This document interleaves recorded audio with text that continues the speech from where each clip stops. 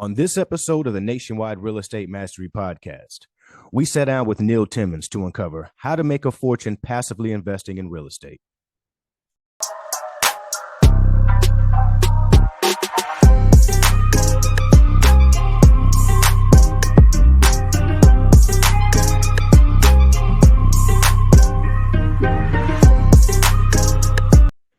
Welcome to the Nationwide Real Estate Mastery Podcast, where we provide actionable steps to help you get your first or next real estate deal.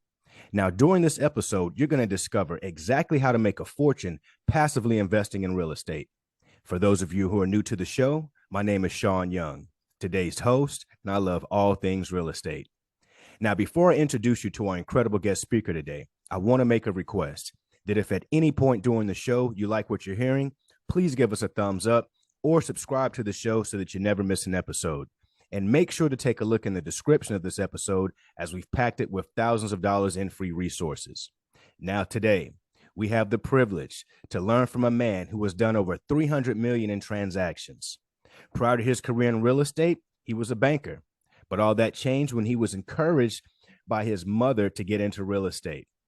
I would describe our guest as someone who is obsessed with education and real estate and always striving to be better. I want to introduce you all to the one, the only, Neil Timmins. Neil, thanks for being a guest on today's show. Shaun, thanks so much for having me. I'm excited to be here. I appreciate it. Yes, sir. Yes, sir. We're psyched to have you. So, Neil, before we get started into how to make a fortune passively in real estate, can you give our listeners a brief background on yourself and how you even got started in real estate? Yeah, how I got started in real estate. So I grew up in Des Moines, Iowa, went to University of Nebraska at Omaha. I played football. That's how I ended up there. So I got a double major, graduated early in 3.5 years, but every day for 3.5 years, I drove by Warren Buffett's personal house. So Warren Buffett has largely been an influence in my life, externally, from his readings, from his tutelage, everything that he puts out and comments on. And it's largely buying, for him, sound investments with sound management, right? And so it's easy said, it's a little more complicated to do. So I ended up having really an interest in banking and finance and investments, found my way starting with Wells Fargo, big bank here in obviously in the country, but enormous presence here in Des Moines, Iowa. Their mortgage operations are headquartered here. So I came back to Des Moines, went to work for a bank there. About a year into that job, my mom and I were talking one day, and she'd been a stay-at-home mom for darn near 20 years. I've got 3 younger brothers. And all the kids are out of the house at this point, and she's going, I'm wondering what I should do. I said, well, you know what? It literally just immediately came to me. I said, you love people, you love houses. Why don't you mirror those things? Why don't you become an agent? And she thought about it for like 10 seconds. She was like, you know what? I think I will. So she goes and becomes an agent just like that. And just goes down the path, becomes an agent. And she's a year into the job, fast forward a year, she's a year into the job. We're talking. She's literally telling me how much she made. She made twice what I made working at Wells Fargo. And I was like, okay, I'm done. Wow. And so I get in and, you can imagine I played football. I was an all-state offensive lineman. It was much bigger back in the day. And all my brothers played sports. Just a very competitive household. My father played at Iowa State, so very competitive household. And so you can imagine when I get into real estate, my mom and I are at the same company. It's competitive, right? Absolutely. So I get in, I'm like, well, if she can do that, I can do better. And so I get in, had a dynamite year, became rookie of the year. Fast forward a few years, owned a RE/MAX, became the number 1 RE/MAX agent in the state of Iowa when I was 29 years old. Eventually sold my RE/MAX and got into investing. And that took me into investing to start in single family homes, fixing, flipping, rental properties, novations, wholesales. I mean, everything in that single family world. And then at one point I was like, you know what, things are good, but I'm not really getting to where I want to go. Indeed. And an opportunity in a commercial property fell into my lap almost 5 years ago at this point. And as soon as I got that, I was hooked. I was like, okay, this is a much different world. It's far more interesting and can create some tremendous opportunities. So I took all the things that I've learned. I'm giving you 20-year synopsis in a handful of minutes. All the things that I've learned to roll in and apply that to commercial property, and that's what I've largely been a core focus over the last 3 or 4 years, to focus in on commercial assets and Mhm. and the ability to, from my standpoint, of course, it's very active, but to be able to mirror that and share that with other investors, passive investors who can, I don't say come along for the ride, but who share a core focus like I share, that we line up really well with what it is that both of us are after. Because when it comes to a passive investor, they want to make sure that they should be making sure that they've aligned themselves with a sponsor, an active person like myself, who shares a focus, who aligns with them from a standpoint of where it is that they're going from their investment standpoint. So from my standpoint, it's I want cash flow. Mhm. We're not swinging for grand slams. It's wonderful we come across it, but I want ongoing passive cash flow. I want to buy an asset that's a sound asset with a sound tenant in it, with really quality financing from a bank standpoint. And I want that thing to cash flow. I want it to be boring, if you will. And I want to pay that cash flow out on a regular basis back to the passive investors, because that's why I got into this business ultimately, is so that the real estate can serve my lifestyle, not me serving the real estate. Man, I love it, Neil. I love it, brother. That is an awesome story. Let me ask you a question. You mentioned something before we dive into the the passive piece. Yeah. You mentioned something that I think is very important. You said as a realtor, you won Rookie of the Year. What was your secret? Because I hear a lot of realtors out here struggling. They have a lot of a lot of them come into the industry, and I hear that a large portion leave the industry pretty fairly quickly because it's pretty tough. What was your secret? How'd you overcome that? Yeah, no, good question. You hit on it on the intro. Obsessed. I was and still am obsessed. And coming from a competitive household, the burning desire to absolutely win. Right. And Mm-hmm. so that first year, I worked 355 days, took 10 days off. Wow. There's just, from my standpoint at that time, and still to this day, not going to be outworked. You can control, being your work and the effort level in which you put forth are all within your control. There's plenty of things you don't know, you'll never know, and you're not going to figure out unless you put forth effort. And so I would study, read, learn a whole bunch of things. And then I'm a massive action taker, because, reading education without implementation is simply entertainment. And that's okay as long as you accept that that's the fact. That's the reality of what it is. And so it's to put those things into action, take action. Man, an obsessed, competitive action taker. What more could you want? Those definitely sound Yeah. like Yeah. keys to success. Sure. Well, Neil, let me ask you, brother, you contribute a lot of your success to your ability to continuously be curious. Why do you think that's played such a huge role in your success? Oh, yeah, that's a good question. I think it's because I'll constantly read. I want to learn new things, not just in real estate, but I want to learn new things. I'm just a curious person. So we get into something, and when you and I have conversations, I just get curious and I want to ask questions. I want to learn more about you, the perspective, where you're coming from, what that was like, what it was like going through that, how, when growing up, when you think back to my path growing up, how all those things contributed to where I'm at today, how I filter things. And so I just get super curious about that. And then, inside of real estate, I get curious about various asset classes, various structures. I get curious about loans. I mean, I'll read a whole bunch of stuff about lending that no one would ever go down that rabbit hole that deep, just because I'm curious about that, and understanding at the end of the day how certainly it impacts me, it impacts my investors. And so when I can tie being curious, when I can tie what it is that I'm learning either to a passion or to an outcome in my life, my investor's life, my family's life, I can get super deep in that. Nice, nice. Man, I love it, Neil. Guys, as you all know, the Nationwide Real Estate Mastery Podcast is a show that allows our guest speakers to break down exactly what they do. Now, in the description of this episode, there's going to be a link to be able to reach out to Neil. So make sure that you guys check that out. So, Neil, let's go ahead and dive into how to make a fortune passively investing in real estate. What would be the first step for someone to get started with that? Yeah, no, great question. I love that, because so many people, if they haven't done it or don't do it today, Mm-hmm. that they don't know where to start, right? And so the Mm-hmm. place to start is to identify your goals. What it is that you're even trying to accomplish. And what you'll find is there's a giant range of people out there like me who connect and work with passive investors. And some, one end of the spectrum, it becomes very speculative. Let me give you the most extreme example: development, real estate development from ground up. You can absolutely hit grand slams in that arena. You can certainly strike out in that arena. And it's from a risk perspective, I think a lot of people have traditionally, would have invested in the stock market some way. And they always talk about what's your risk perspective, right? At one end of the extreme, it might be a high tech growth tech company. And the other end of the extreme, from a conservative standpoint, it's some sort of bond. And so the same thing's true within real estate. So it's just understanding yourself and what your comfort level is, whether it's, something so extreme where it's development, or the other end of the extreme from a conservative standpoint would probably be some sort of triple net property that is a publicly traded company, like a Walgreens, a bank institution, for example, somebody who's has tremendous, almost the best credit rating that you could possibly get. So there's the two ends of the extreme, and for us, lines up somewhere in the middle.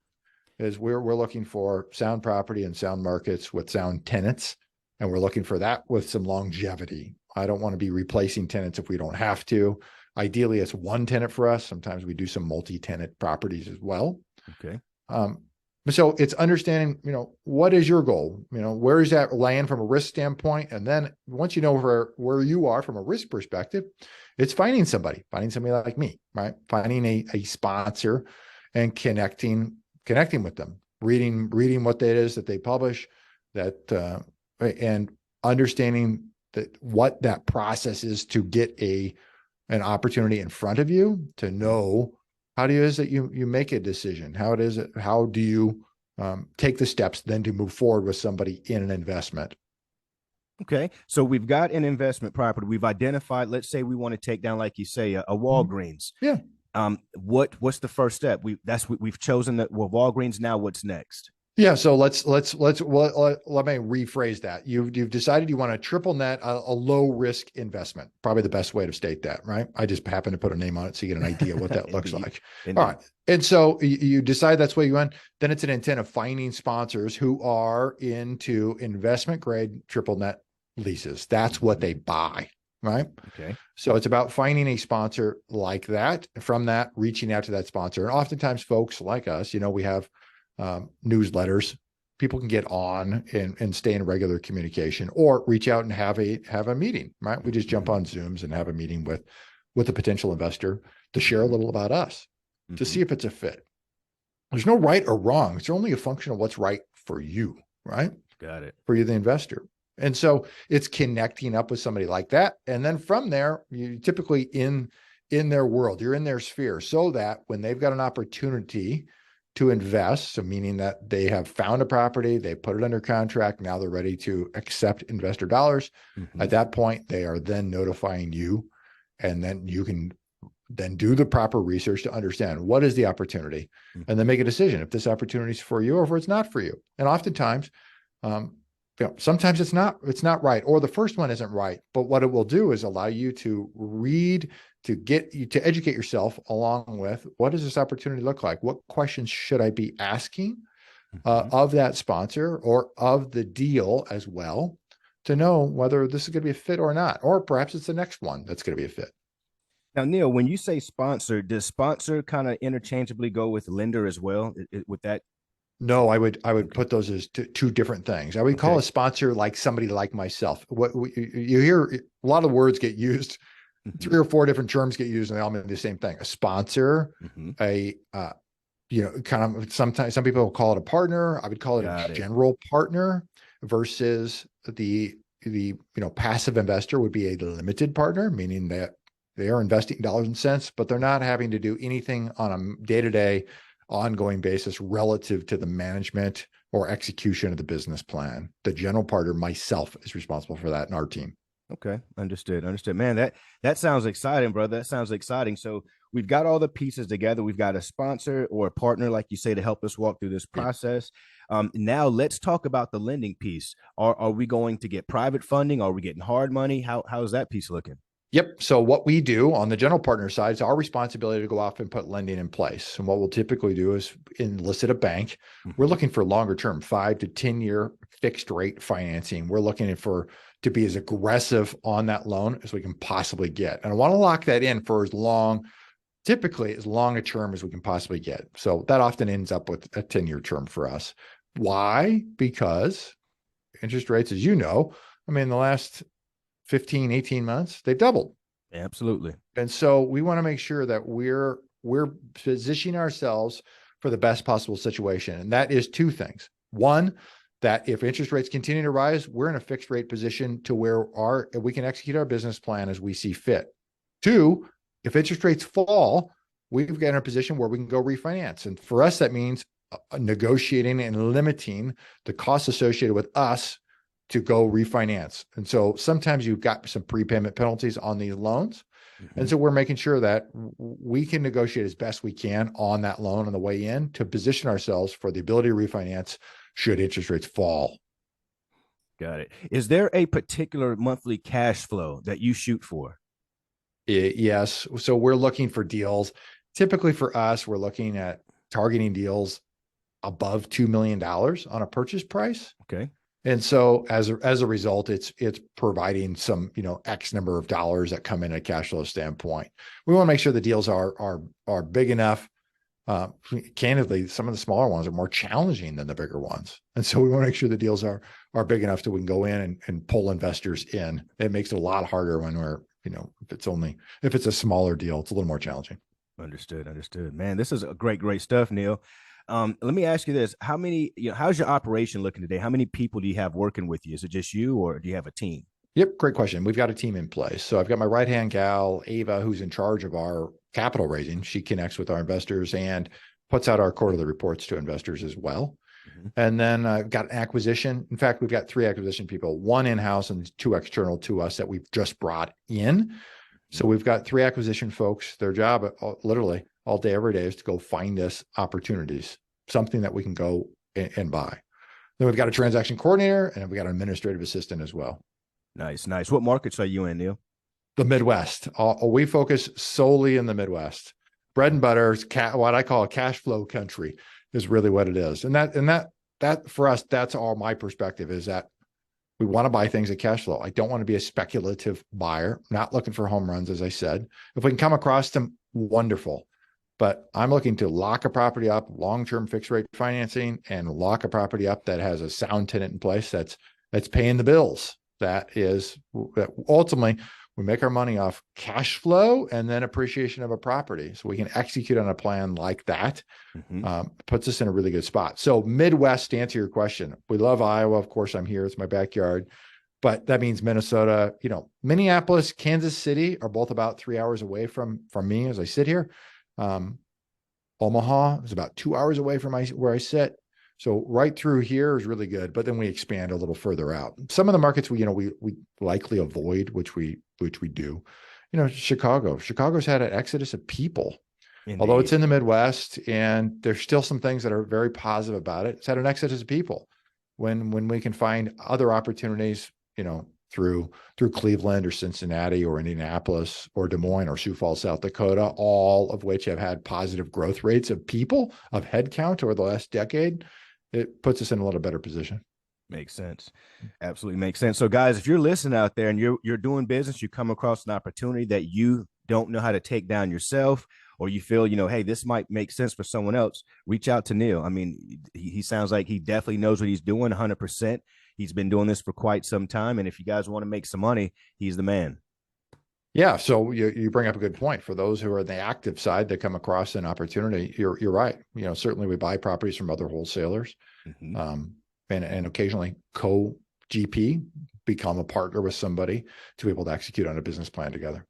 Nice. I love it, man. Neil, what's your why? Why do you do this? Why do you do this day in and day out? Oh, I think that goes back to a couple things. First, I'm just curious. It's fun. I like being forced to think. That's really good. I like helping people too. So it's, at some point you've been gifted all these talents, all these skills. And in my mindset is to hoard that for yourself is really doing the world a grave disservice. And so that's why I like so much about what you do in your podcast, because you get to share with the world and you get to uncover for others, all the listeners here, opportunities. And sometimes it lines up super well, right? You talk to a variety of guests. So sometimes it lines up super well with exactly that person who's listening, that they just needed to hear that thing, that message at that time. And it's just, that's really rewarding for me. 100%, man. I love it. Exactly why you do what you do as well, man. That's what we're all out here for. We might not hit with everybody, but those who need us, they need us, and they'll hear us when they need to hear us. That's just how things work. So we just keep putting out quality content. Yep. No, you're exactly right. Neil, man, let me ask you this. What do you think life would be like if you never found real estate? You know, mom never went to put that competitive bug in you and you were still working at the bank? Oh, that is a frightening thought, my friend. It's like, that's a nightmare. I don't even want to think of that. I mean, I wouldn't have made it. There's no way around it. I'm not built that way. So I don't know where I would have ended up, but it wouldn't have been there. It would have been in something else. You know, some of that is just that interior drive to go, okay, you want more. And, you know, when you have to sit in a box in a certain environment, like there's no way around it. I never would have lasted. I would have only lived there so long. Too limited. Definitely understand. Well, Neil, we have reached a part of the show that I call the rapid fire. This is where I ask you a question and you tell me the first thing that comes to mind. Bring it. Let's go. On a scale of 1 to 10, how strict were your parents? 8. Get up early or stay up late? Both. How many hours of sleep do you get? 6.5. Favorite or last book read?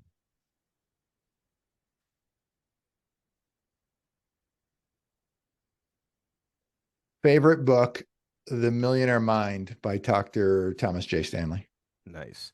If you could be any superhero, who would it be? Superman. Just to fly. Nice. Something everyone should do less of. Overthink. Something that everyone should do more of. Work out. AI technology, scary or the way of the future? The way of the future. If you had one wish, Neil, what would it be?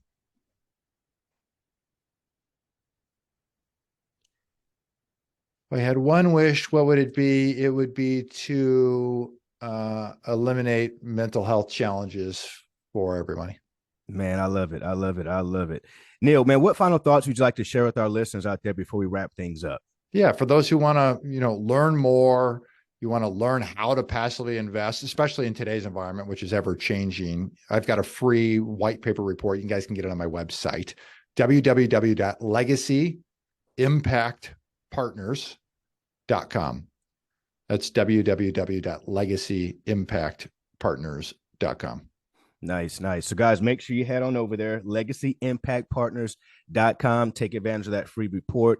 Contact Neil, make money with him. He'll help you out for sure. So Neil, Thanks, Shaun, for having me. Man, brother, I want to thank you for coming on. You have shared so much great valuable information for our show. Thank you so much. It's been hugely valuable to our audience. It's been my pleasure. I appreciate your time. Thanks for having me on. Thank you. And to our listeners out there, you guys have made it to the end of the show. So give yourselves a pat on the back because most people never finish what they start, and you just did. Now, if you got any value out of today's show, please share this with a friend or on your Facebook page. Like the video, subscribe to our channel, and send us topics that you want to learn more about.